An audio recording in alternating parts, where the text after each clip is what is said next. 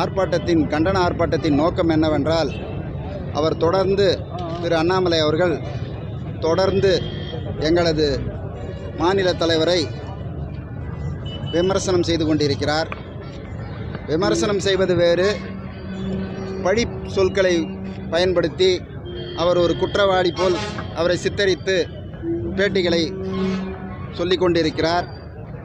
நிச்சயமாக அதற்கு எங்களது மாநில தலைவர் அவர் மீது சட்டப்படி கடுமையாக நடவடிக்கை அவர் எடுப்பார். அதற்கு இந்திய தேசிய காங்கிரஸ் கட்சி உறுதுணையாக இருக்கும்.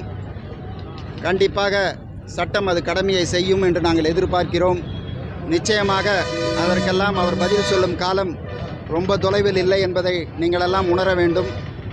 நண்பர்களே, இந்திய தேசிய காங்கிரஸ் கட்சியின் நோக்கம் ஒரு பரந்த இந்த இந்தியாவிலே சமமான சமுதாயத்திலே சமமான பிரிவுகள், அனைத்து பிரிவுகளையும் இழுத்து செல்லக்கூடிய வல்லமை பெற்ற ஒரு கட்சி என்றால் அது காங்கிரஸ் கட்சி மட்டும்தான். ஒரு தாழ்த்தப்பட்ட சமுதாயத்திலிருந்து இன்று இப்படி ஒரு மாநில தலைவராக அவர் உயர்ந்திருக்கிறார் என்றால் அதற்கு முழு காரணம் காங்கிரஸ் கட்சி தான் என்பதை நீங்களெல்லாம் மறந்துவிடக்கூடாது. அவர் தொடர்ந்து 2 முறை சட்டமன்ற உறுப்பினராக இருந்திருக்கிறார், எதிர்க்கட்சி தலைவராக இருந்திருக்கிறார், SC/ST பிரிவின் மாநில தலைவராக இருந்திருக்கிறார். இதெல்லாம் பிறகு இன்று மாநில தலைவராக உயர்ந்திருக்கிறார். அப்படிப்பட்ட ஒரு தலைவருக்கு இவர் களங்கம் விளைவிக்கும் வகையிலே அண்ணாமலை அவர்கள், அவருக்கு என்ன பேக்ரவுண்ட் இருக்குது? வெறும் IPS படித்தார், அங்கே வேலை செஞ்சார், ரிசைன் பண்ணார், வந்துட்டார். இங்கே தேர்தலுக்கு வந்துட்டார், இங்கே வந்து நிற்கிறாரு. வெற்றி பெற வேண்டியது தானே? தேர்தல் களத்தில் வந்து நிற்க வேண்டியது தானே? வெற்றி பெற்று காட்ட வேண்டியது தானே? மிகப்பெரிய தலைவர் தானே.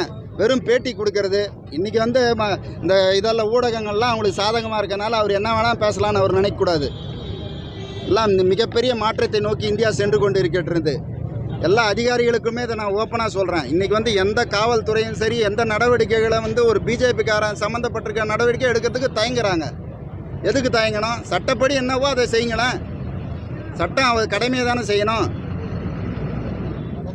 இன்றைக்கி அவர் சொல்கிறாரு, எவ்வளோ பேர் இந்த குற்றவாளிகள்லாம் எவ்வளோ பேர் இந்த பாரதிய ஜனதாவில் இருக்காங்க. இந்தியா முழுவதும் சொல்கிறேன், இங்கே மட்டும் இல்லை, தமிழ்நாட்டில் விட்டுருங்க, இந்தியா முழுவதுமே அந்த கட்சிக்கு போயிட்டால் நல்லவங்களாகிடுவாங்க. எவ்வளோ குற்றம் செஞ்சிருந்தாலும், எவ்வளோ ஊழல் செய்திருந்தாலும் அவர்கள்லாம் சிறந்தவர்களாக மாறுகிறார்கள். அது என்னது மாயாஜாலம்? இங்கே இருக்கிற நேர்மையானவர்கள்லாம் உடனே குற்றவாளிகள் ஆகிடுவாங்களா? ஆகையால் நிச்சயமாக இது மிகப்பெரிய கண்டனத்துக்குரியது.